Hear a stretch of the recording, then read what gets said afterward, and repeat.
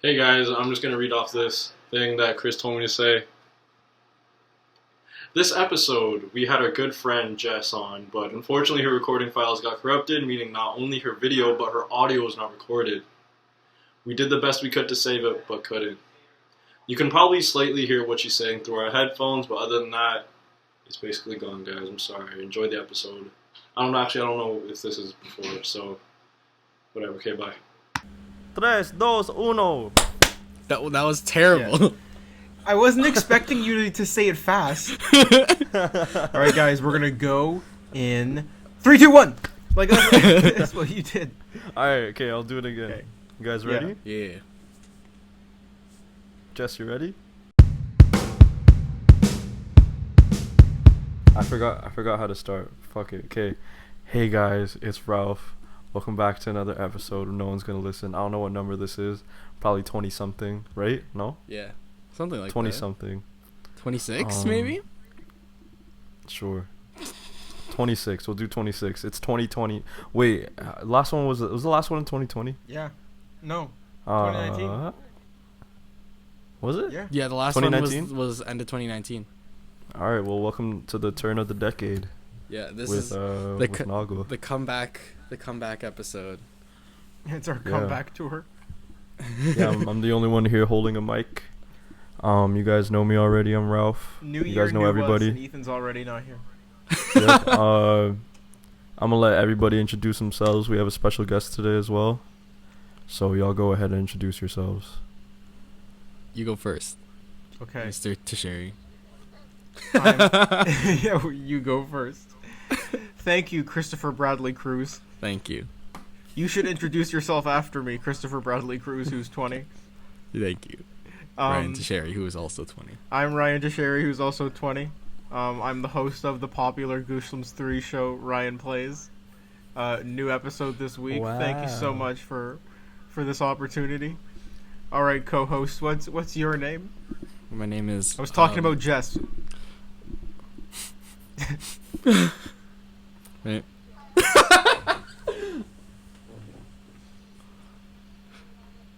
Popular host of the Indie Night Shift. Yeah. Tuesday nights, 10 p.m. or something. No, it is CMFU. 9 to 11. Yo, my shit is lagging like crazy. 9:30 to 11. Well. That's late. It's the late night show. Yo, That's why she's it's the called host the of the night late shift. night show. Okay. My The name is late show. My name is Kristoffer Bradley Cruz. Yeah. I'm also 20. Hey. Jess, do you have red Solo cups hanging from your bed? Oh, Wait, are you in Hamilton? Yeah. Don't want to dox. Oh yeah, whoops.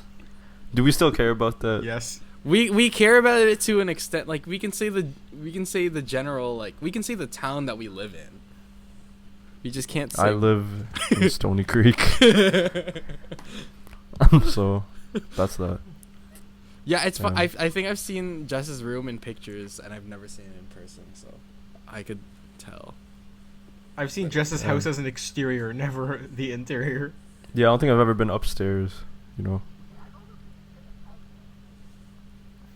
Yeah, nobody ever comes to my house, so like, don't even be offended. Only Kris gets those privileges. So Hey man, Brandon's been to my house. Oh my god. Brandon came to my house the first day we met. And it was so incredible he had to comment about it. It's so weird. It's so weird how my house is like literally like the hub for everything. Just Okay, to be fair, I think it's your couch is the hub. yeah. It's where we sleep, it's where we eat. Yeah, it's where everything happens. So you're saying the late show? Oh wait, no. Jess's radio thing was a late show. Isn't the late show with James Corden? Yeah, late show with James Corden. So. Oh, a little late with Lily Singh. There's. She has her own thing. There's the Tonight Show. You didn't know that? No. She has her own talk show, bro. And it gets really good reviews. People hate it. It sounds bad. Like, Dude, I don't even like Lily sing. So I've seen like clips from it, and I wanted to like see a YouTuber like break out into the mainstream, and then I watched it, and I'm like, oh no, she shouldn't have broken out into the mainstream. This is rough. I really. It's really not her medium. I like her. I just like she doesn't work in the.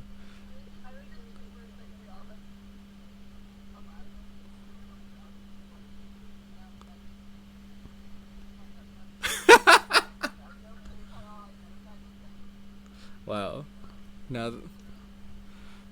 it was just like the lack of representation. Like she was the only thing there. Just like FouseyTube. You'll remember FouseyTube? I was just watching a thing on FouseyTube the other day. Dude, that's crazy. It was like a documentary or something, Yeah, or like inside the mind of Yusuf Ericat. I remember when he got his tattoo removed, and then that's when I stopped following him. And then like I don't even remember. He low key stalked Drake a couple months ago. He kind of looks like Drake. Not really. Dude, but like kind of. FouseyTube like held like a TanaCon thing called like the Fousey Experience or some shit. What, really? And then he kept promoting that Drake was gonna show up. Oh And yeah. then he obviously never did. And then like all these videos came out of like Fousey like camping outside the hotel Drake was at for like some benefit concert, being like, Drake, and then he stops and goes, Aubrey. Oh fuck. He goes, first name base. He's like, we're hustlers. I feel like we have a connection. Wait, did he talk to him straight up? Yeah. No, Like face to face? No, he was posting Instagram stories directed at him. Oh. And then at one point, he's like running down the street being like, or like he's on a bike or something being like, someone was yelling at me because I was standing outside your hotel. Like, oh shit. He's completely crazy, and it's the funniest thing. I mean, okay, it's not funny, but like, it's fascinating. It is fascinating. Like, he has more clout than he thinks he has. Yeah, I remember I used to be the biggest FouseyTube fan. Like, I believed in him. I believed he could do it. Yeah, man, you watched him. You watched him give the hotel cleaning person like $5,000 once, and you're like, this guy's the future. Yeah. And then he started having fist fights outside of hotels with rice gum. Yes. Speaking of fist fight. Oh, okay. What were you gonna say? Well, I was gonna speak for FouseyTube. Like, y'all remember that tweet where, someone tweeted at him, "How does it feel to be the most hated man on the internet right now?" And then he said, "Prophet Muhammad, Martin Luther King, Malcolm X, Gandhi, Tupac." Oh my god. This guy said Tupac. He put Tupac and Gandhi in the same sentence. But he was like straight up like basically comparing himself to all those people. He's like, oh yeah, they got hate, we're all on the same level. Yeah, 20 years after FouseyTube dies, we're just gonna realize his genius. You know? It's like, oh fuck, he was right all along. Like, we're all gonna get like everyone's gonna like, we're gonna go to the church of Fousey, and we all sit down, and the Fousifarian, who's like the priest, comes out, and he says something like, "Yusuf be with you," and they say, "Yusuf be with you," and then they say, "And with your," they say like something like, "And in your heart" or something, and then they play that lion sound effect. No. They say, where the tea stays green, and then the people reply, and the lions stay roaring, rah. And then he has and then at the end of service, the Fousifarian comes up and he goes, "Thank you for coming to the service. Like and subscribe." And then he goes, "Ah."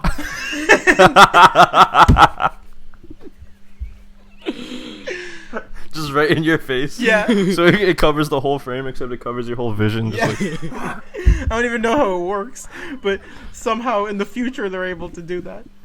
Yep. Oh my god. What are you talking about? Dude, he did like pranks in the hood gone wrong. Like he was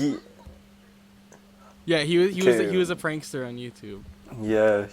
First he like blew up off of like social experiments, like the bullying social experiments, like, will you stop a bully? Oh, you fucked up. It's because he's holding it.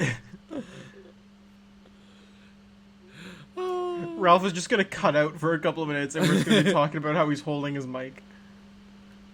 You got a red light there, so it should be good.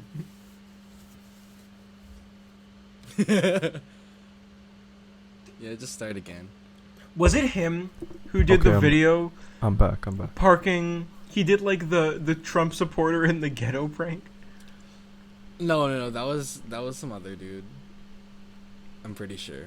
Yeah, no, that was some other dude. Oh, That were all like ran off. They were all like low key racist, and like they just got away with I think it. that was Joey Salads. Yeah, that was. Oh, was it that was Joey definitely Salads? fucking Joey Salads. And you see how he's like actually like a fucking Trump guy running for Congress. Yeah, now? he's a Trump supporter, and then but Joey Saladino. Yo, I can't wait when for he pissed in his mouth. I was gonna say I can't wait for Joey Salads to get elected, and then everyone outside like the Senate or whatever is just holding giant posters of him pissing in his mouth, because that's what his Twitter replies section is like. Yeah, that shit's just gonna go so wrong. Oh man, is Saladino his actual last I name? think so. Isn't it like Saladino or something? Yeah, that's what he said. That's what he just said. Oh, I thought you said, "Do you know what his last name is?" I'm so sorry. Nah, it's okay. All right, well, boys, speaking of fighting, what were you gonna say? No, I'm gonna save that for later. I want to get into this Cats review first. Oh Christ! If we do the Cats review, there's not gonna be a later. Chris, why don't you? It's fine. I was gonna say, Chris, why don't you open up our discussion of Cats with what you texted me at 5 a.m. this morning? Okay, so I was up at 5 a.m. this morning. So was I, which is why I got the text. And basically, I texted my group chat with Ryan and Ralph and saying, "Is it weird that the more I think about Cats, the more I like it unironically, or is it just because it's 5 a.m.?" And So wait, I want to show what I responded. So I responded at 5 a.m. because that's the time I was awake. I said, "Probably because it's 5 a.m., sir. It's possible that you enjoyed it unironically because it was a good time that we had." And then I started thinking about it, and I was like, do I unironically like it? And I concluded because it was 5 a.m. and I decided to finally go to sleep. So, what were our initial thoughts of Cats? It was 5 a.m. I was watching like clips from the stage show. I was thinking back to the movie. I was listening to the soundtrack of the movie, and I was like, you know what? Okay, but I kind of like this shit. like the soundtrack is the best part. I know. To be fair, It's of the musical too, apparently. yeah. It's really well. I mean, like the dancing is also a good part of the musical. Oh, the but- dancing in the movie was beautiful. Yeah, I could definitely see all of it. Okay, It was just so a bunch of like. we come into Cats, right? First of all, hot off of we did a double feature. We did a double feature on Friday. Yeah. We watched Star Wars Rise of Skywalker. Jess and Ryan saw it for a second time. I saw it for the first time. And then we immediately left the theater. It was 6 o'clock, and we're like, all right, time to go to the 6:50 Cats screening. So we subwayed to a different theater. Yeah. Did you actually? Yeah. Which theater was the? Can we say So that? yeah, we can. But they're two famous theaters. Yeah. We saw Rise of Skywalker because it was the only place playing it in the regular theater instead of like fucking AVX At Scotiabank. at Scotiabank Theater in Toronto. Okay. Which RIP because it's closing down. That's such bullshit, dude. We should Yeah, talk about it's that. such it's a good theater. What It the is fuck? a good theater. It's not my favorite Cineplex ever, but it's like an iconic Yeah. Toronto location. Anyway. And then we're like, okay, let's see where Cats is playing. Cats literally isn't playing anywhere except the Yonge and Dundas Cineplex, which is on Yonge and Dundas. Yeah.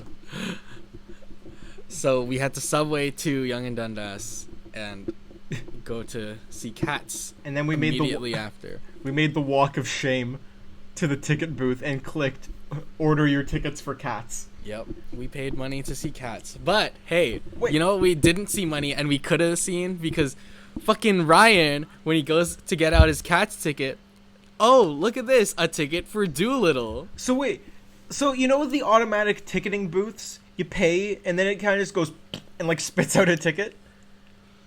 someone didn't take their ticket for whatever reason. So I didn't notice until after my cat's ticket came out and I grabbed the stack of paper that was there that I had grabbed a Doolittle ticket. And I had this like really sad moment where I was like, bro, I got like $60 in my bank account. I just paid for cats. That's like a $15 ticket with taxes. I could have just shown them this Doolittle ticket and gone in. True. So I just like snuck into cats. I'm officially keeping. I have it. I have my Doolittle ticket here, I think. But it was for the later. It was for the later show of Doolittle. So I was telling Ryan, like, yo, you can easily, like, and legally, after we see cats, walk into the end of fucking Doolittle. Doolittle? Yeah. And Ralph, do you know what happens at the end of Doolittle? Yeah, spoiler alert for Doolittle for all 4 people that are seeing it this weekend. For all the people who haven't seen the newest hit Robert Downey Jr. film, Doolittle. How much money is it making? So, what happens at the end, the climax of Doolittle, is the climax. Robert Downey Jr. unclogs a dragon's asshole. Oh, climax indeed. Damn. Shit. And then like he unclogs? Like, yes, shit it's like comes out? it's like stuffed with like it's stuffed with stuff, and then Robert Downey Jr. helps him unclog it. And that's how big is the dragon we're talking about here? I don't know. I haven't seen Doolittle. And then I think the dragon farts on him. And that's it. That's the big finale of Doolittle. It's supposed to be some comedic ending for kids, probably. Yeah, but like kids are gonna try that shit though. Okay, so that's fucked. Yeah, I know. But apparently, the dragon after like goes down to Doolittle. It's like thank you for doing that. Now I'm gonna do you a favor, and then it's so sexual.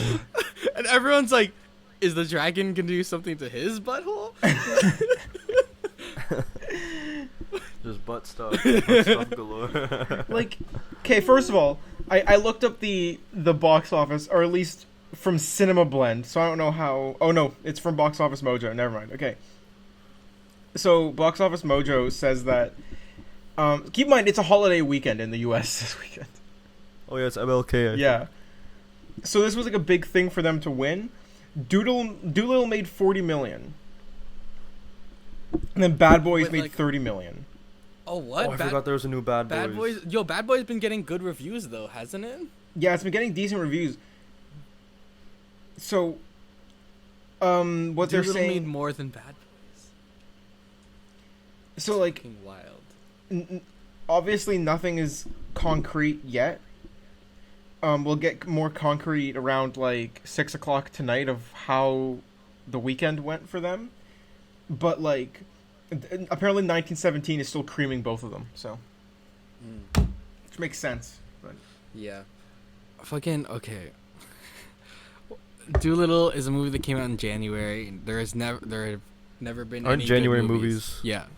Yeah, it's supposed to be shit. Yeah. Or something. So, you ever heard the? I heard there was like a, Michael B. Jordan movie. Oh, Just Mercy. January. I kind of want to see that. That was a January movie that wasn't that bad or something like that. Yeah, okay. I want to see that. It's Michael B. Jordan as Bryan Stevenson. You ever heard? Who the fuck is that? You don't know, bro? You're literally the one who told me about who Bryan Stevenson was. Who the fuck is Bryan Stevenson? What are you talking about? In order to spread the knowledge of Bryan Stevenson, one must forget Bryan Stevenson. Dude, I have no recollection of a Bryan Stevenson. Are you sure that was me? It was probably another Filipino. It was definitely. Chris, are you racist? What the fuck? Can you tell me a little bit about Bryan Stevenson? Okay, wait. I need to. Okay. He is. Is he like a basketball player? No, he's not a basketball player. He's. Let me Google this. He is. He's a lawyer, and social justice activist, founder of the Equal Justice Initiative. Oh, I forgot his name. Yeah.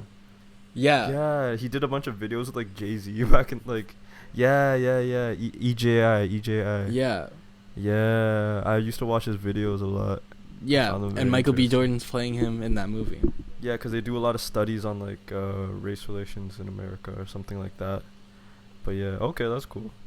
Interesting. Yeah. Apparently, Nice. it's good. It's a good movie, so I wanted to see it. Nice. Yeah. I would have Right. thought. I would have thought you knew about that, man. Not Bryan Stevenson. Like, what the fuck are you talking about? That sounds like the blandest name of my life. I don't know. But yeah, I just heard about it, so I didn't from a friend. Ryan, what were you were gonna say something, Ryan? I was. Until I rudely cut you off. I'm sorry. Oh. He doesn't even remember now. You don't remember? It's because I spread the word of Bryan Stevenson. Yeah.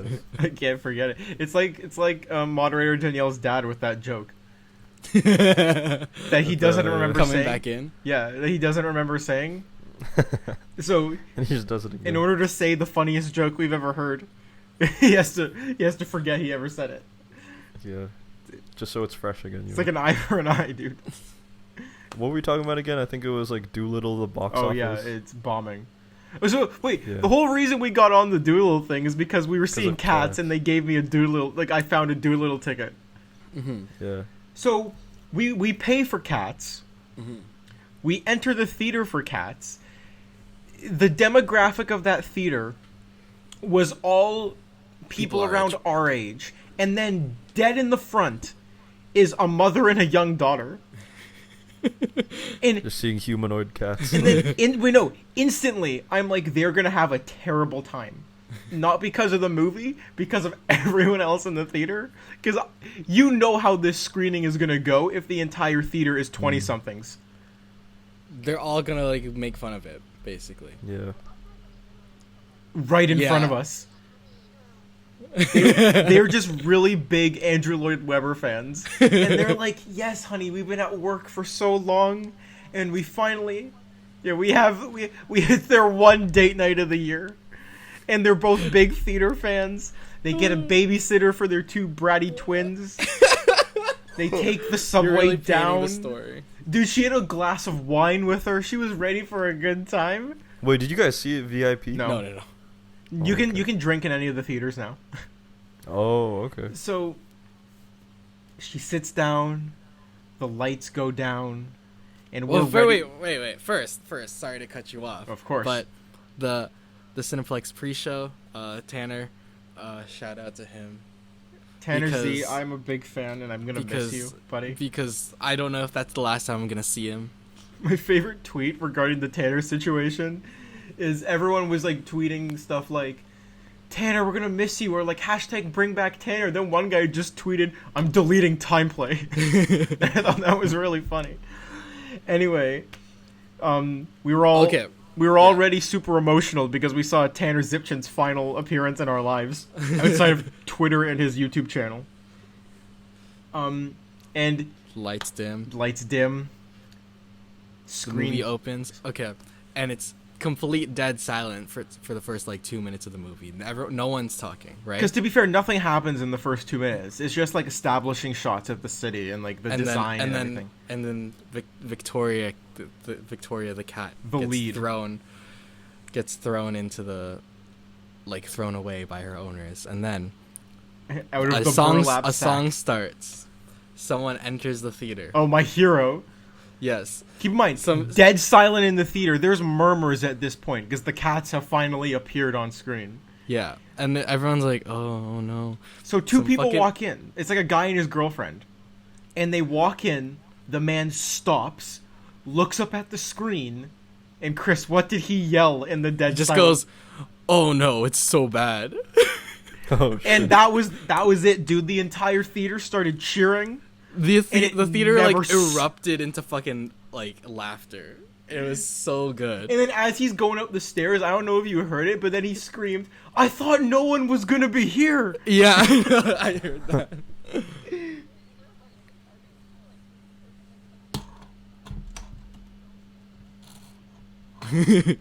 But I was surprised that our 3:30 on a Friday showing of Rise of Skywalker was like pretty full, dude. Yeah, Damn. A lot of kids in there too. yeah. Like, don't you have fucking school? Damn, I want to talk about Star Wars so bad, but we gotta wait for Ethan. We gotta wait for Ethan. Because Ethan and I have some interesting opinions on the movie. I will say this. I enjoyed it a lot more this time, just because I had no expectations. And I was able just to sit back and enjoy the cool stuff that was in it. Yeah, there are some cool stuff. There is some cool stuff in it. Anyway, Cats. There's some really cool stuff in Cats. So the first number is first of all, the entire movie. I don't know if the musical is like this. The entire movie is weirdly sexual. No, the musical's like that. Okay, good. Good. Now I'm interested. No, it's like the entire thing is just like cats feeling each other up and like nuzzling each other's necks and shit. Okay, the reason I have no problem with the musical and why I like the costume design in the musical is because it's very obviously just people wearing fur. Yeah, and they're literally just wearing tights, and then they have cat ears and then like a little fur thing. And like fur bits and then like some like painted on whiskers. Like yeah, it's kind of intricate, but it's also simple, but it's effective. Yeah, like it works. If only the musical was good. Like it works though. That's the point. Yeah. This is just fucking scary. It doesn't look humane. It looks like it's they're very in, uncanny valley. Ralph, it looks like they're in pain. No.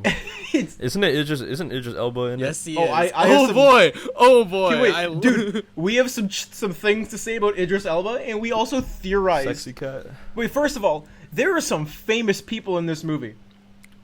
Yo. Like Jason Derulo. Jason Derulo. But like half the major cast are like Oscar winners.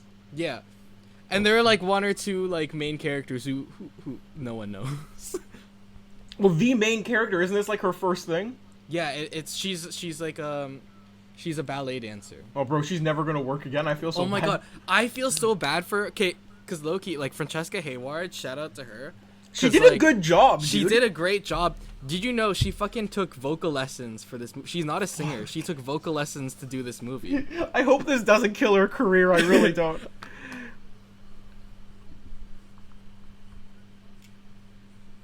I know, but also the fact that it's on her resume now. Like, Jason Derulo's never gonna work again, bro. Yeah, so I don't know, but like I feel so bad because she got a starring role. She's literally the protagonist of this huge musical adaptation that stars so many other super famous people.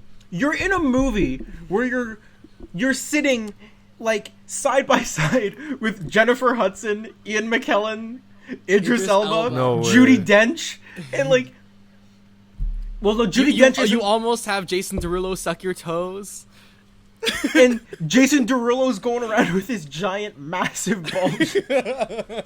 Wait, giant, massive what? Bulge. Did you see the article that Jason Derulo did an interview beforehand where he was like, they were like asking him about like the costume he had to wear on set, and he was like, "Yeah, man, it was just like." So basically, on set, they had to wear they just had to wear like motion tracking suits, but they're all just like tights, so that they were able to dance.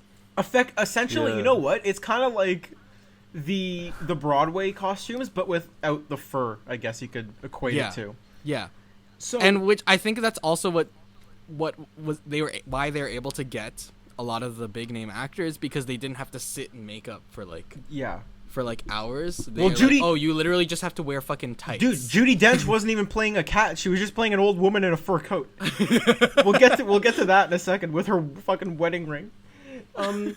So like Jason Derulo did like an interview beforehand where he was like, "Yeah, man, I was on set. I had to wear like really tight like tights and stuff," and everyone's like, "Oh, nice." He's like, "Yeah, man, made my dick look so big. They had to reduce it in post production," and everyone They literally had to fucking CG out his fucking dick because it was showing too much.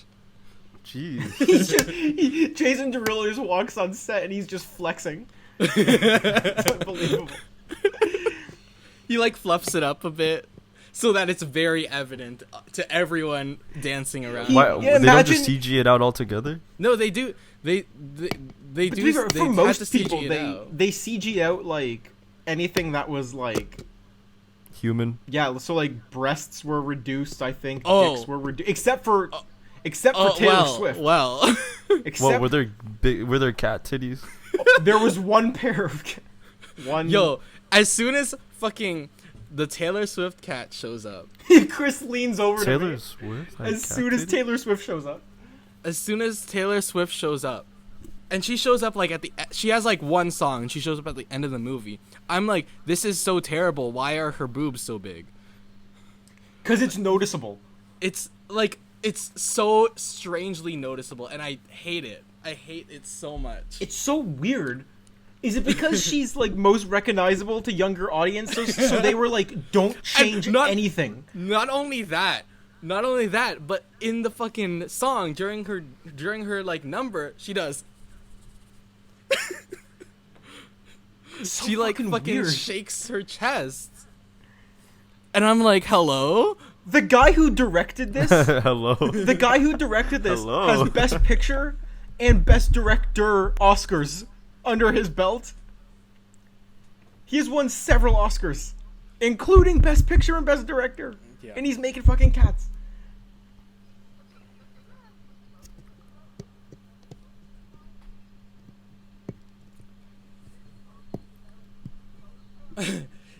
Yeah. She's like spreading her legs. Yeah, she's like spreading her legs and like scratching her inner thigh. Like, it's weird. My neighbors are hearing me yell about this right now, and they're just like, what the fuck is he talking about? Oh my god. It's so weird and so uncomfortable. And then we haven't even gotten to the CGI yet. Which, You guys dropped $15 on that. Chris, Dude, no, it was worth $15. Come on. Chris had a theory. So for the viewers and maybe Ralph, because I don't know if you know, What? there's two versions of the movie. Huh? So the first version was release weekend. The Monday, so 3 days later, they released an edited version with better CG. Because apparently they released an unfinished version. What the fuck? And kind they of sent it stupid? out to theaters, and the director's like, yeah, please use this one. But obviously, Yeah, Chris has a theory that we weren't watching the updated version. yeah, because I think the theater like just didn't update it. Oh, okay. Because there were parts. Were there like glaring? There are parts Yeah, what were you where saying? okay, first of all, there were fucking cats wearing like Converse, Yeah. and I'm like, usually like for like it wouldn't. Okay, but it was super okay, but the most noticeable thing, and the reason why I think that it was the unfinished version, is because there were a lot of times where the cats would do like this, or like they would do something with their hands, and it was very clearly human hands. Oh, okay. The- I was about to ask if they had paws or not. Yeah, and at Like, the end, there's- when Judi Dench she's like doing this, and you can see her fucking wedding ring and her human hand, and it's like, yeah, this is like, I remember seeing a tweet that's like, do you want to know if you've seen the unfinished version or like the original release version or the updated version of Cats? Just look for Judi Dench's hand and see if she's wearing her wedding ring, and I saw it. So, Like, okay. I think, first of all, I think Judi Dench is one of... I don't know if this is completely true. I think her husband died. So after a lot of people, when their spouse dies, they don't take their wedding ring off. I don't know if you know who George Carlin is. yes. He did a Kevin Smith movie, Dogma, in the late 90s, where he played a priest, and his wife died a few years earlier. So he famously doesn't show his left hand in the entire movie, because he didn't take his wedding ring off, and priests can't be married. So he, like, if you watch the movie, he's always, like, holding a Bible or something at a weird angle, so you don't see, or he's like behind a desk, like, you don't see his hand. If someone doesn't want to take their wedding ring off, that's perfectly fine. If it's, like, for, like, I don't know, whatever, like, some personal belief, or you're honoring your spouse, that's fine.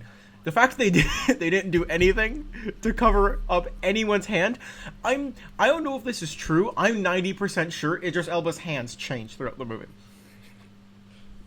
I mean, What do you mean by he change? really changed. Okay, okay. Ralph, do you want the biggest? mean? You want the biggest spoiler alert? What is it? Does he morph into a lion or something? No, I wish. So throughout, he's yeah. There's a scene where Idris Elba goes, "Ha!" Shut the fuck up. Stop it. No, so he's so Idris Throughout, Elba like, going the entire into the movie. He's wearing a really kick-ass costume for most of the movie. Like a fur coat, like a top hat. He looks really Okay. good too. He looks, and then like he has almost like facial hair with the fur, in a way that almost makes him look like he's out of the Broadway play or the musical. Mm-hmm.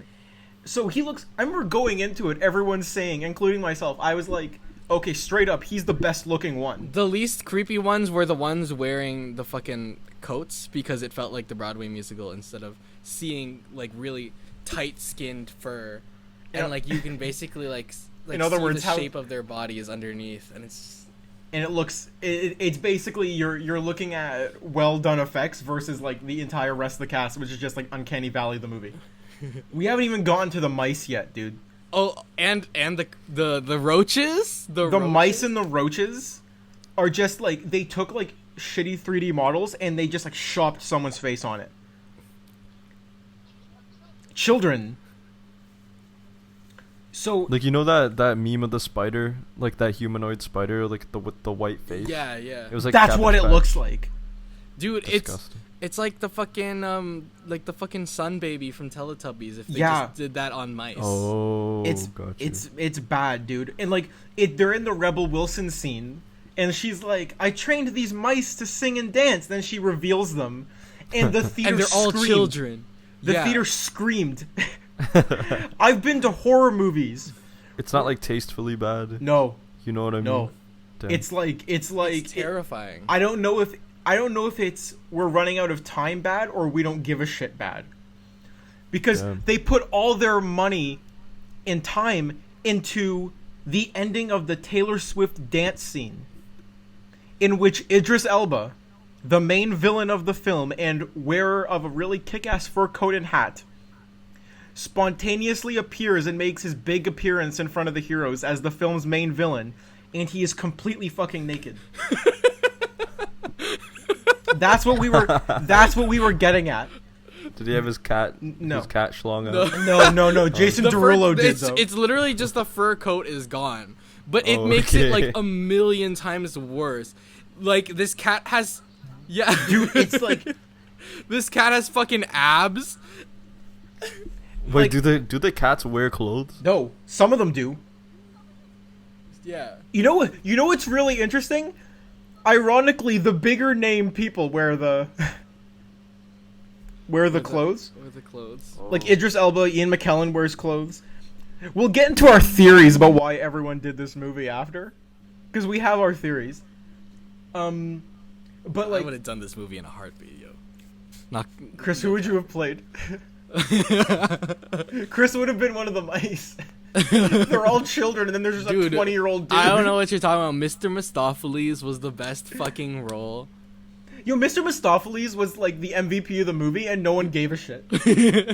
Why wasn't he? Yo, okay. Speaking of the Jellicle choice, The Jellicle choice. the opening number is called Jellicle Songs for Jellicle Cats. Ralph, do you want to explain to us what Jellicle means? Jellicle? Yeah, I don't know. Why are you asking me? 'Cause you're a- exactly. exactly. We You had to know Google it. the amount that we know. So the entire movie, they're just like, "Are you a Jellicle cat?" And like instantly, we're all like, "What the fuck is a Jellicle cat?" And then The amount of times they say take a shot every time they say Jellicle. you die. You die In the within first the first 10 minutes. For the first, like, not even the first 10 minutes. The opening number, you die. You'd be like sick. You'd be sick in the first like 2 minutes. Because I'm 90% sure the opening is just a bunch of people circling Victoria going, "Jellicle cats." and I'm like, we're sitting there just like, what the fuck? And then afterwards, we're like in the Eaton Center or some shit. We're like standing in the middle of a fucking Best Buy. And you were like, "What the fuck does Jellicle mean?" And then I straight up just went, "Siri, what does Jellicle mean?" Do you want to know what Jellicle means, Ralph? What does it mean? What pops up is, Jellicle is the term referring to the humanoid cats from Cats. Oh, It's it's just it's cat specific. Yeah, They it's should have a had a made-up word. disclaimer in front of the movie. Jellicle means this. Because then I would have known. Oh, yo. Okay, so the chorus of the opening number is because Jellicles are and Jellicles do and Jellicles would. Jellicles would and Jellicles can and Jellicles do. And then you're just like Bars. you'd be getting your stomach pumped in the first 30 seconds of the movie.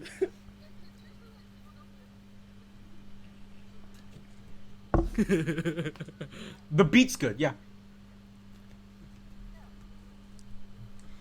Look at The story. Let's talk about the story, okay? what story? Exactly. The story of Cats is So wait, I don't even think this is in the musical. This is something that they added just so that it would have some resemblance of a plot. I never knew anything about Cats aside from memories, and that like I knew what the costumes looked like, or I had a vague recollection of what they looked like. Like I forgot until I googled them and I said, "Oh, I've seen that before." Okay, so I think it was Marina, good friend of the show, Marina, who said that she saw it and She saw it on stage. Yeah, and explained that the entire plot there is no plot to the musical, and it's just like people introducing themselves and singing songs.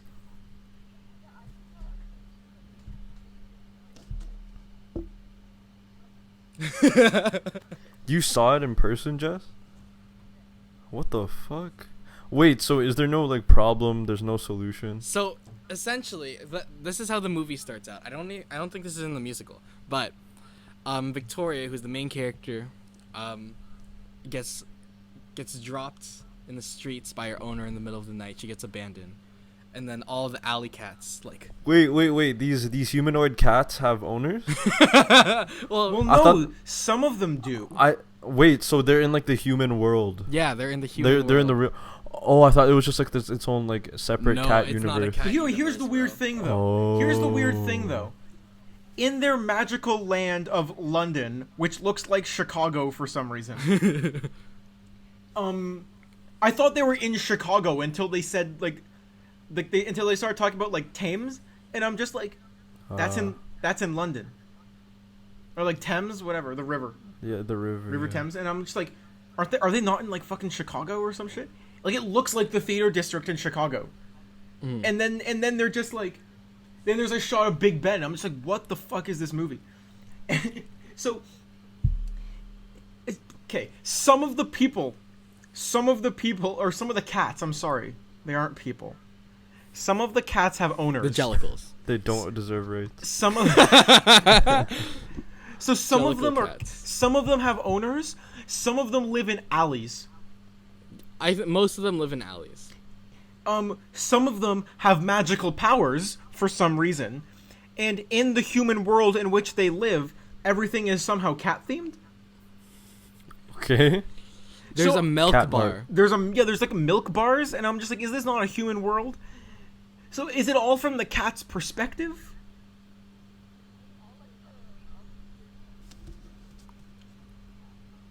Yeah. I guess it was a catastrophe. Ah. I wouldn't have been surprised. Well, you know what? They could have added it into the PSA section at the end of the movie. So Oh Ralph, my god. the Wait, movie. okay, so, first of all, it starts off with them introducing themselves as the Jellicle Cats to Victoria. And then they all get scared by Idris Elba. Who's suddenly- wearing clothes? He's wearing clothes Yeah, at this yeah. point. That's not why they were scared. So then everyone scurries away. And then they sing about how they want basically there's this Jellicle Ball that they have. Yeah. And Wait, like a dance. something like that. I And mean, the entire movie's a dance. So Wait, it's ball it's as an in, like, annual sphere? it's an annual ceremony. in Oh, which okay, gotcha. in which which- a cat named Deuteronomy.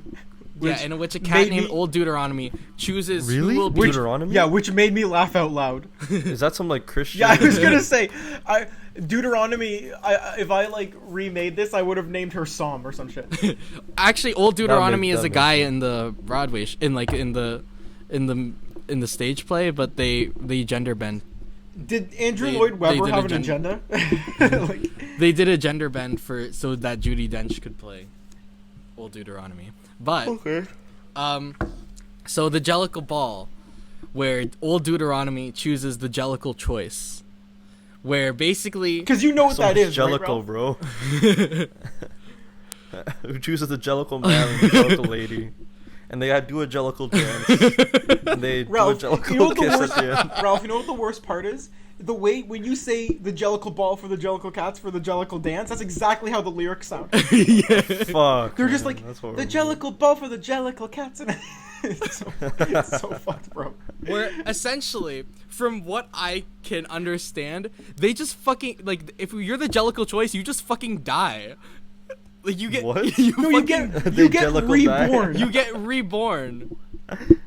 You get reborn. You're You ever granted seen a new Jellicle life, which resurrection? means you Wait. fucking die. You ever seen Lord of the Rings? No, I haven't. Jess, have you seen Lord of the Rings? No, I haven't. I haven't. You know, okay, Someone got Jess. mad at me Okay, the other so day for that. Jess, you know how the last Lord of the Rings movie ends with Frodo going away on the boat? That's exactly what it's like. It's exactly what it's like. Anyway, They literally just fucking die. They just die. All of them just really want to die and be rebirthed. So because they Idris have Elba, 9 lives, dude. It takes too long. Idris Elba, he really wants to be the Jellicle choice. Okay.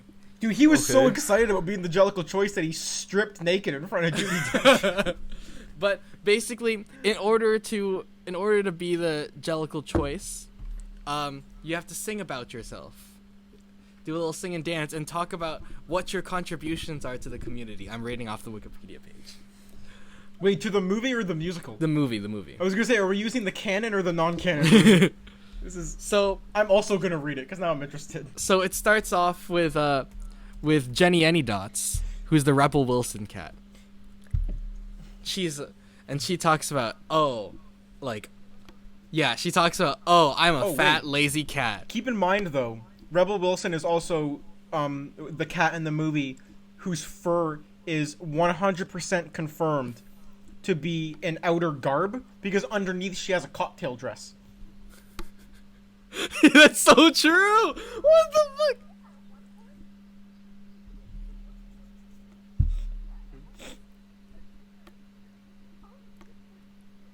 What? I love seeing Ralph's face during all this.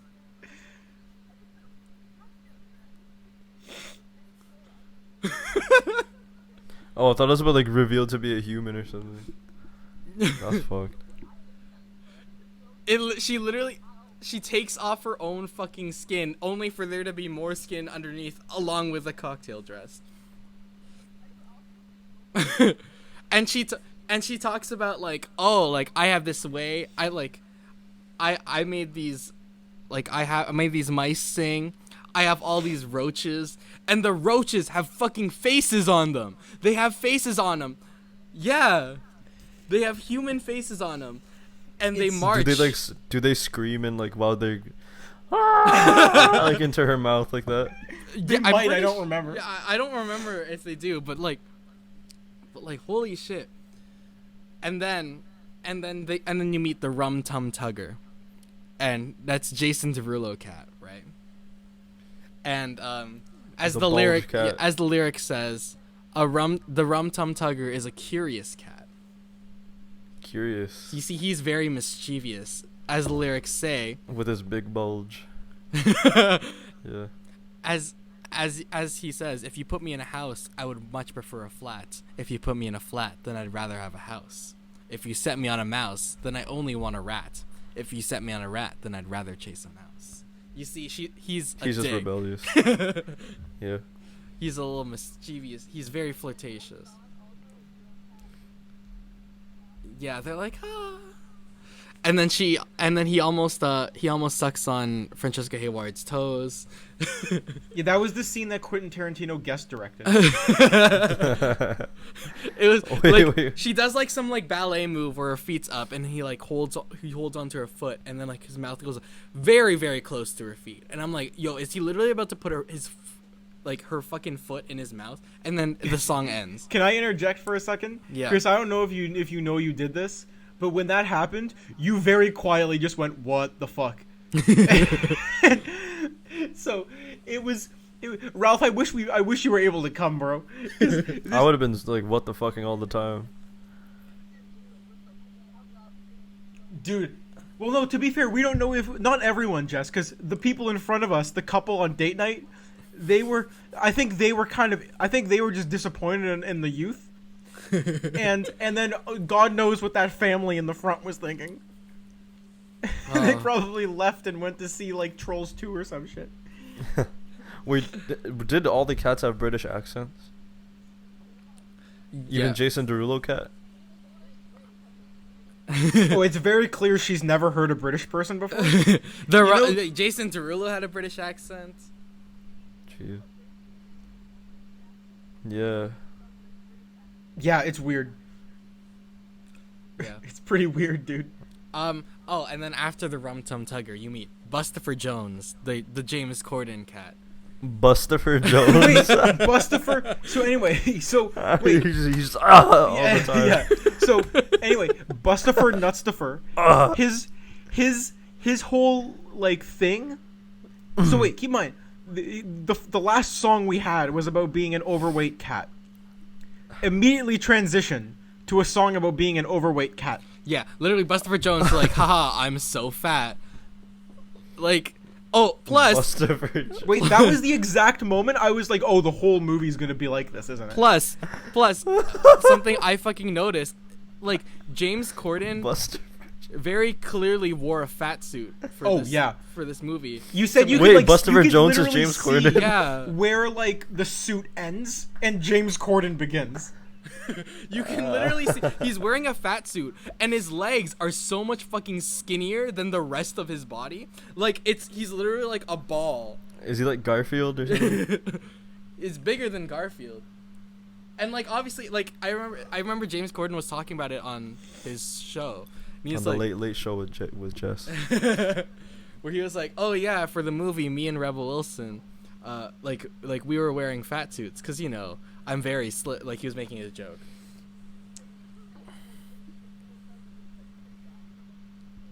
Yeah, it definitely was because they were sitting beside each other. But he's clearly wearing a fat suit. So and he has the fucking skinniest legs in this huge ass body. Talks about being fat and that he can share his fucking food scraps from the fucking garbage.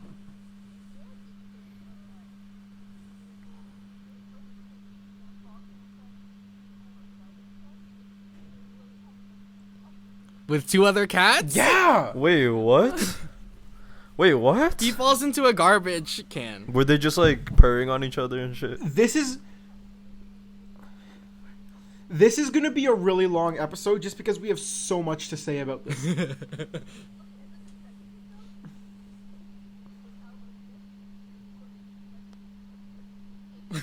Oh, wait, what?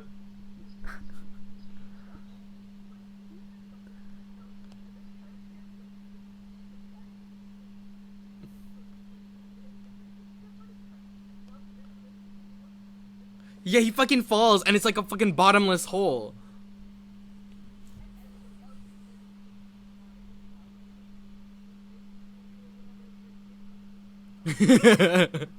One can assume he, like, disappeared in the garbage can? Or was it, like, a trap?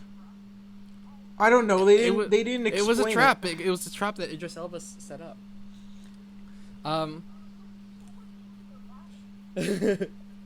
So weird.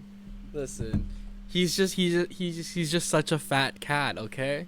He just needs it. God, what was to really emphasize that he's just a fat cat. Then Victoria meets the mischievous twins, Mungo Jerry and Rumpelteazer. That was the best song, I think. I like them too, dude. That was actually very enjoyable. They're 2 mischievous cats who live in like a very like fancy home, and they basically just like fucking with the family, and they break stuff in the house. I interpreted it that they were like cat burglars or something. I don't want to interrupt you guys, but I just checked Idris Elba's Wikipedia page. So You know how they have like on Wikipedia they have like other names of people. Yeah. So Idris Elba, it lists his like DJ name because he was a DJ before he started acting. So these are his names: DJ Big Driss, Big Driss the Londoner, Seven Dub, and his final name is just it's just me in it. No. Just want to reiterate that I love Idris Elba so much. Yo, what's up? It's DJ me in it. I can't wait for the next James Bond movie when he comes out and they're like 007 and he goes, yeah, in it. It's me, 007. I love him. He should play the next James Bond. Anyway. And so then... here's another great thing. So they convince Victoria, the protagonist, like, oh, you can like steal and break stuff too. So she does, but then she gets tangled up in necklaces, you know. And then all of a sudden, you hear a dog coming. You hear the barking of a dog. Roof. Yeah, and then they're like, oh no, and then the two, Mungo Jerry and Rumpelteazer, they just fuck off and they leave Victoria. Rumpelteazer. Yeah. That's gonna be my new nickname, Rumpelteazer. They just fuck off, right? And they're like, yeah, peace out, Victoria. And Victoria's like trapped there. But then fucking Mr. Mistopheles swoops in and helps Victoria out, and they close the door on the dog. Which means that you never get to see the fucking dog. I want to see a dog with a fucking they need to commit to that. I want to see a dog with a human face. The fuck? I said that it was in the extended edition, and that the cat was the director. I mean, the dog was the director, Tom Hooper. They need like a cats versus dogs sequel or something. That's what Chris said. I don't understand why they show the fucking mice. They show the roaches with human faces, but they can't show Rat Uprising. I'm also very don't glad show they a didn't dog. show the dog. I think it's more exciting that it's in our imagination about how deformed it looks. Oh wait, it was also weird that right after they escape the dog, they run away on all fours. No, it's Jennifer Hudson. Jennifer Hudson. Half the movie, Jennifer Hudson is on all fours, and then the first time she walks away on all fours, someone behind us in the theater just goes, "Why the fuck is she crawling?" Wait! The cats are like they have bipedalism. Like So they walk on 2 normally. feet? Yes. So they walk. Yeah. So yeah, they're dancing. doing like crawl dances. Yeah. But then most of the time they're just like walking. They're walking, but like in a really sexy way. They're walking in a ballet dancing way. So they're not walking per se. Anyway, Jennifer Hudson though, just straight up is on her hands and knees. Yeah. Okay, straight up though, so from the beginning, Jennifer Hudson is established as like the cat that everyone fucking hates for literally no reason. Okay, so It doesn't help that half the cast is white too, and they're I was just about like to say it was racism. they're just like there's a literal scene where they go up going. they go. Oh, don't do that! Don't do that! Don't do that! It also doesn't Don't help do that, Chris, that all please. the cats, regardless of the ethnicity of the actor or actress, are all like cat colored, but then the main character is like a pale white. It's so fucked, my bro. It's so fucked. But basically, Jennifer Hudson cat, everyone fucking hates her because apparently they're like, oh, she joined McCavity, who is the Idris Elba cat, and like we don't, like she used to be the star of this block, but now because she joined McCavity, like everyone hates her. Literally the only reason. So now like Jennifer Hudson cat is like left out alone, and everyone hates her. And then so after Victoria meets Mungo Jerry and Rumpelteazer, they go and meet Old Deuteronomy, who is not a cat. It's an 80-year-old woman in a coat. who's Judi Dench. And then they start the Jellicle Ball, right? And then Victoria sees them harassing Grisabella, who's the Jennifer Hudson cat, and then Grisabella sings a bit of memories All alone in the moonlight. And fucking Jennifer Hudson cat is like sobbing, right? It's a very emotional scene. You can see fucking snot coming out of this cat nose. Yeah. It's weird, dude. And it's so clearly like CG snot. Someone put fucking snot, like added snot to her cat face. Yeah, Tom Hooper went into the editing room one day and he It's was not like, emotional enough. yeah, he was like, you know what'll win me another Oscar? gotta put the Cat snot. And then Victoria sees this and she feels bad because the entire time she's been seeing all these people harass Grisabella, and she's like, but why though? Which is literally the entire audience's reaction, like what the fuck? So then Victoria sings her own song, which is original to the movie, actually. Oh, yeah, interesting. because Victoria apparently in the musical, in the stage play, does not sing any at all. She's just a dancer. She just does ballet, and she has her. Yeah, she's a house cat.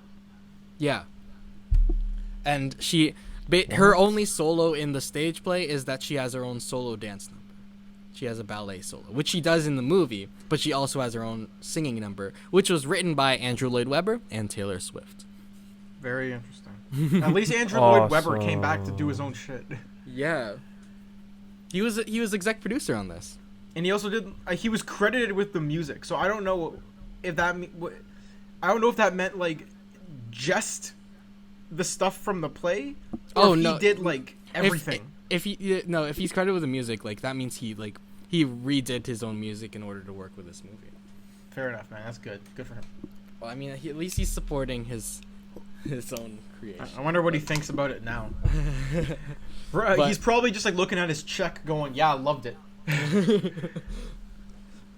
So she sings her own song, because she relates to Grisabella about Grisabella being abandoned, and then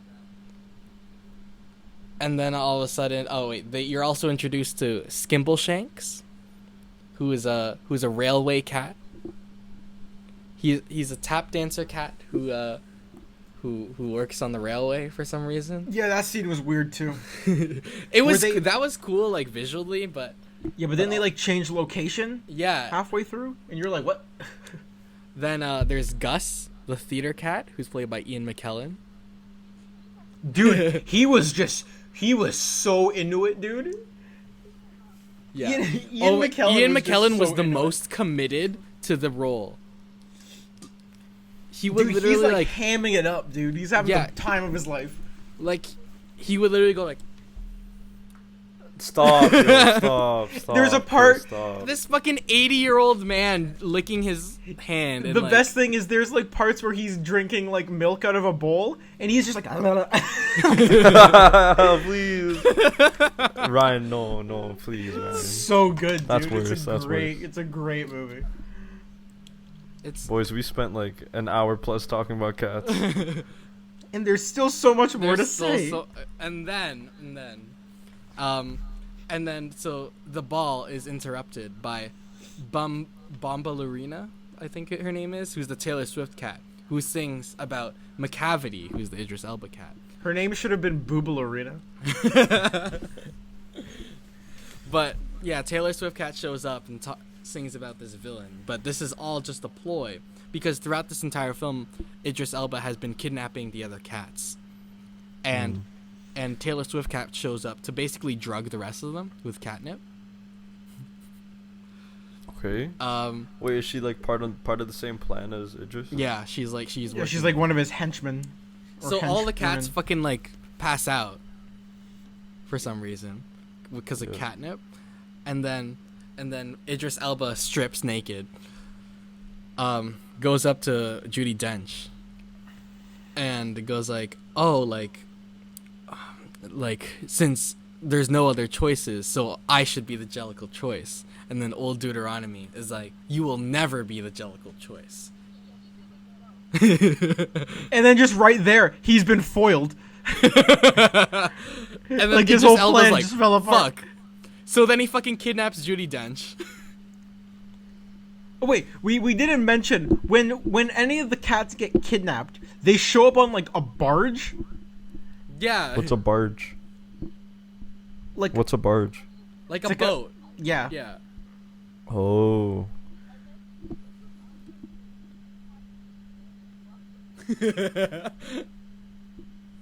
Yeah, like they're in like So Idris Elba's like, you're gonna walk the plank, and then all the cats who are at the ball are like, oh shit, Judi Dench is gone. So then they're like, wait a second, we have Mr. Mistopheles, and Mr. Mistopheles is a magician cat. But his only acts of magic this entire movie have been pulling shit from his hat. Yeah. That's how you know he's a magician. Jess, how else would we know that he's a magician? Yeah, he has a bow tie. He also strips naked during one scene for a number, and then he's suddenly wearing clothes again in the next scene.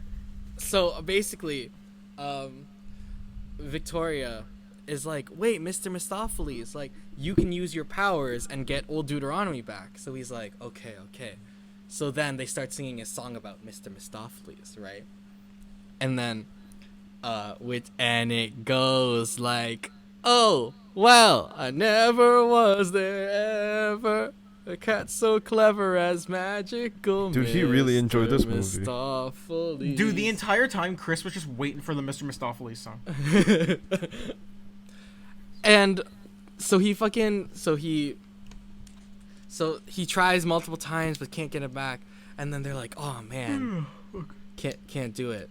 And then all of a sudden Judi Dench starts singing the Mr. Mistopheles song behind all the cats, and they're like, oh my god, she's back. But this has been like 3 minutes of them singing the song, but she was walking the plank like So, like, for so long. Did she just stand at the end of the plank and be like, no, I will be rescued by the cat with the magic cards? And then she just kind of is? Yeah, and she just appears behind all of them, and they're like, yeah. And then all the other cats, because of Rebel Wilson's like fucking stripping and taking off her fur. So they're like chained together. Yeah. And they're like, how do we get out of here? And then Rebel Wilson takes off her like outer shell or whatever. Like she sheds into her cocktail dress, and she's able to slip through the chains. Yeah. Wait, how long is this movie? It's an I swear hour, you already 50 got to the. minutes. It's 2 hours, I think. Yeah, it's so 110 minutes. It's I almost. swear you already went through the climax. Like, Yeah, there's like 3 climaxes. The entire movie is a climax. Dude, the movie keeps going. Every just single nutting for again, 2 like Lord of the hours. Rings, there's like 10 different endings. And then like by the very end, someone was like, why the fuck is it still going? So she frees herself, and then fucking Idris Elba cat is like, it's like, no, the Idris Elba cat's henchmen are like, oh shit, but then Rebel Wilson's like whipping the chains, like, you don't mess with a crazy cat lady, because Yeah. what a genius joke. It's a great joke. Tom Hooper's thinking he's gonna win another Oscar for that one. So then, Grisabella, the Jennifer Hudson cat, is like looking outside longfully at all the Jellicle cats, and Victoria goes up to Grisabella and she's like, come join like the ball. So then Grisabella starts singing the iconic song "Memories," the only song that only song that everyone knows from Cats. Oh, that's the best part. So Jennifer Hudson starts singing, and like everyone was like clapping because it's actually like it's a genuinely good song. And it was a genuinely good performance. wait, people in the theater, video? yeah. Clapping along with the beat, or like No, clapping they were like clapping as if like People like, stood up and were cheering. like an audience applause. Yeah, man, it was good. So you guys lying to me right No. now? No, we're not lying. No.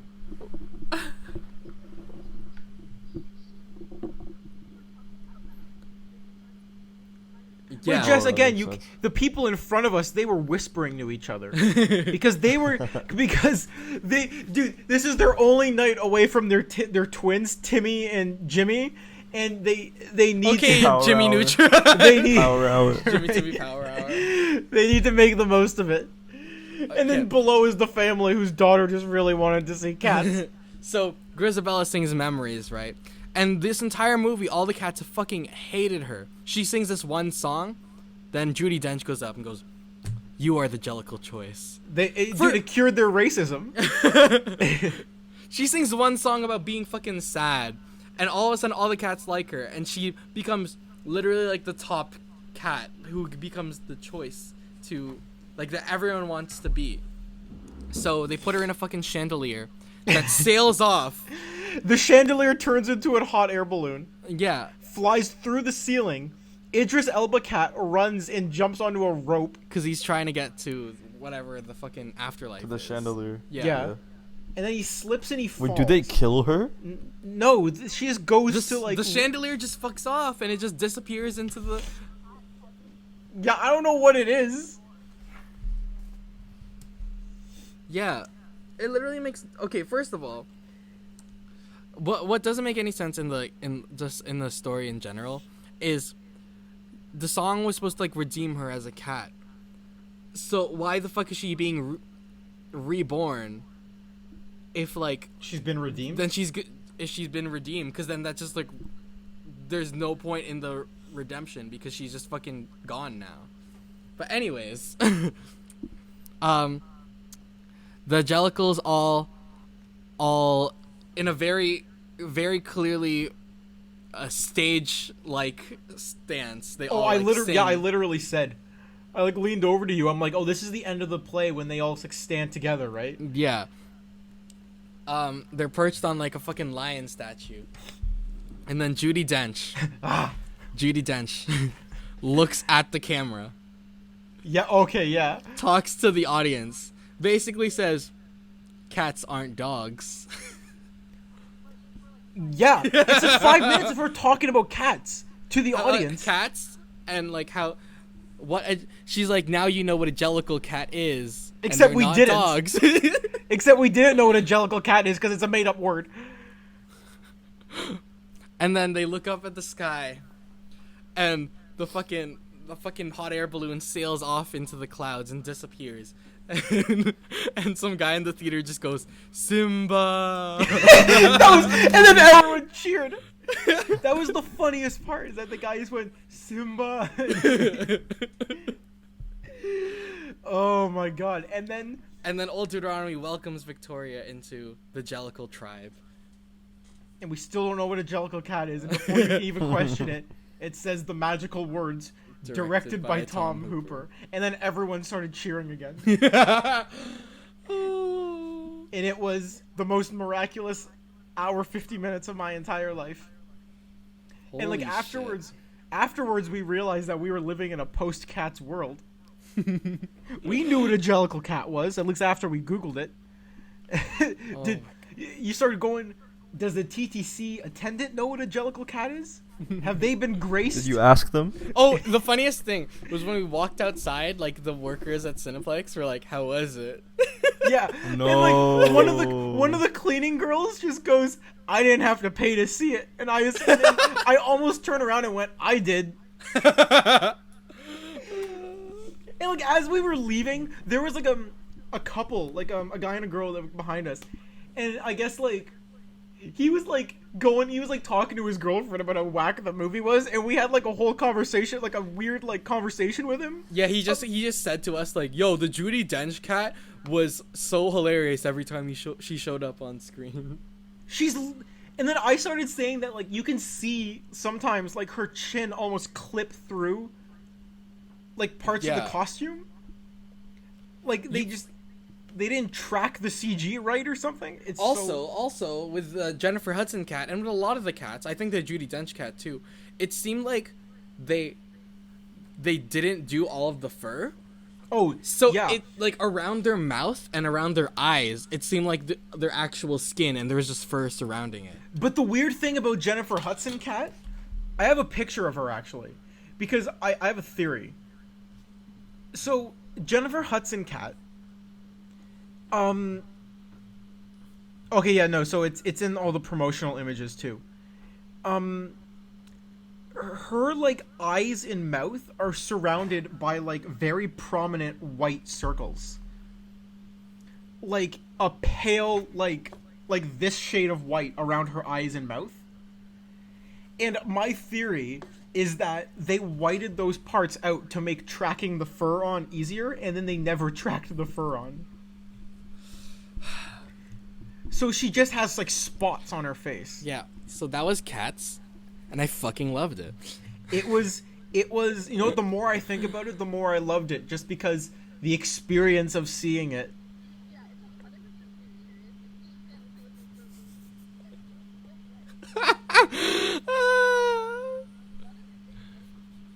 My grandmother called me yesterday, and I was talking to her about it, and she was like, I heard it was really bad, and I said, yeah, but I enjoyed it, and she said, because of, like, just going to the theater to see it. I'm like, yeah, if I was watching this at home, I would have turned it off after 10 minutes. If I was watching it at home, I would be bored out of my mind. Yeah.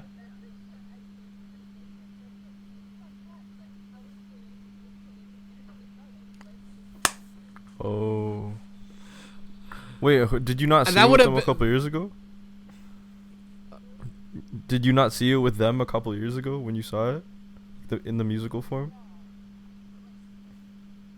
Oh, Yeah, not okay, not got you. the current Toronto production. Yeah, that's our next goal. God, no, dude. I'm never seeing another musical again because the SpongeBob musical was just too good. Never seen another musical. Yeah, you've been spoiled. Nothing will be as good. Yeah, that's true. So, Cats was an experience. One of the most fascinating things I've ever seen. It's cinema. This is cinema. It really is. It really is cinema. I feel like we learned a lot about ourselves. We learned a lot about the world. We learned a lot about Jellicle Cats. I was gonna say we learned what Jellicle Cats were, but most importantly, we made a lot of friends along the way. Guy and his girlfriend, the girl cleaning the theater, and most importantly, our leader and future president-elect, Mr. Oh no, it's bad.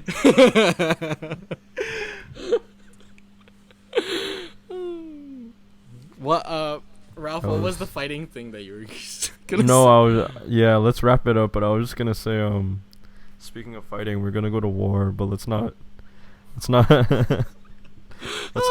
talk about that. No, dude, with the guy from the Cats Theater in charge, he's gonna de-escalate the situation diplomatically. Yeah. He's gonna say, "Don't be bad." Don't be bad, just shake hands. And then We're not everyone done. goes, Watch Cats. "Damn, that's it. That's it." Yeah, that's all we have to say about war. And yeah. Oh wait. guys- Two what? questions from the Instagram story.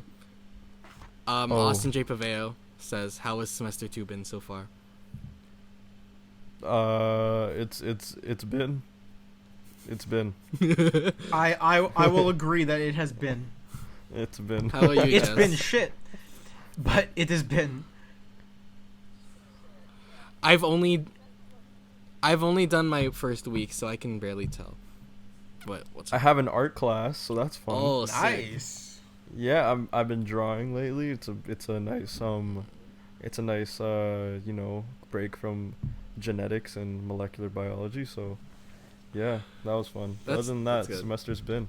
It's good, man. It's just been.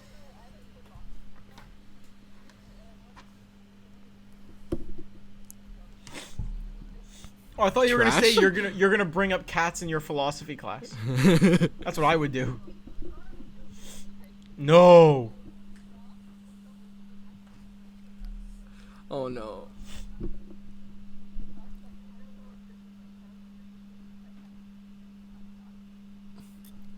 No, that's good on his reputation. And finally, the Steve290 says, "You should be going to ABS-CBN Studios for interview." I agree. Who? The Steve? The Steve290. Do you know who that is? Yes, it's someone who went to my first high school. Oh, okay. Yeah, I'm not gonna say who it is. I'm not Wow, gonna dox Jess. him. Yeah. The Steve. Wow, it was ABS-CBN Studio. Hey, Filipino. Ahaha. Me in it. Yeah. All right, and that's all the questions we have. All right. Yeah. So I yeah, guess, we're gonna go for an interview at ASNBC. Whatever. ABS-CBN. Yeah, that one. It's the MSNBC. It's a huge Filipino TV network. Just Oh, is it? yeah. That'd be so funny. Yo, if we went to the Philippines, we could definitely like just go off. Yeah, we could. Welcome to GOOSHLEMS Squad.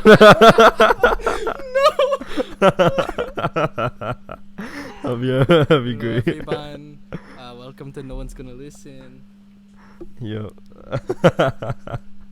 Imagine that. But yeah, that's a good place to end off the 26th podcast. This is whatever the number that craziest was. shit, bro. 26. Yeah, it's 26.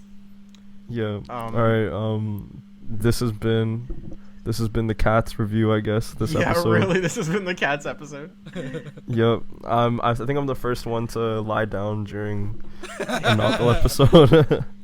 So that's also history right there. I've been Ralph Ramos. Who else have you guys been? I've been FouseyTube. I've been a Jellicle cat. That's what I've been. Oh. I've been Mr. Mistopheles. Oh, you're Yeah. Gus the theater. Gus the theater cat. I've been Judy Dench in a coat.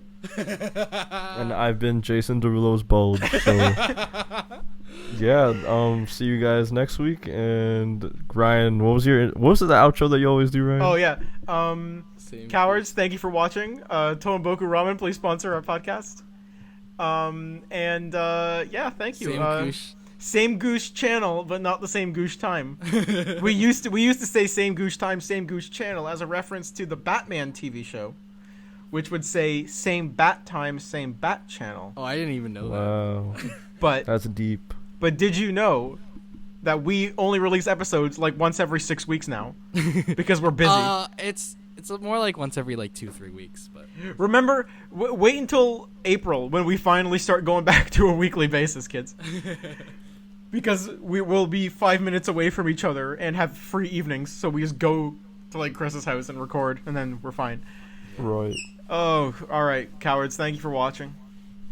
thanks Or listening. To Jess. Thanks to Jess for coming on. Yeah. This wonderful Cats review. Yeah. Jess, the best. Jess. Okay. Okay, thanks. Thanks, guys. Thanks. Thanks for coming on. Maybe we should change our ending from Tomoboku Ramen, please sponsor our podcast, to Rudy's, please sponsor our podcast. Yes. But only Yes, if Ralph please. doesn't come. Man, fuck you, man. I'm gonna go there without you guys, just by myself. He's gonna go all the way That's down. even better. Gonna take the free shuttle down to Toronto. Yeah, the free shuttle from my school down to my other school. You know. Oh, jeez. This has been a good Yeah. time, guys. It's been a good time. Yes, it has. This is the point where the music starts playing, like the outro music. And remember, guys, we aren't dogs. We aren't dogs. We're cats. We're Jellicle cats. We're the cats. Jellicle Cats. All right. Oh my God! The ending song is literally called Finale. The addressing of cats. Oh, God. Almost had to spit up a hairball there. All right. Bye. Bye. Bye, guys. Bye. So first, your memory, I'll jog and say a cat is not a dog. That's so stupid.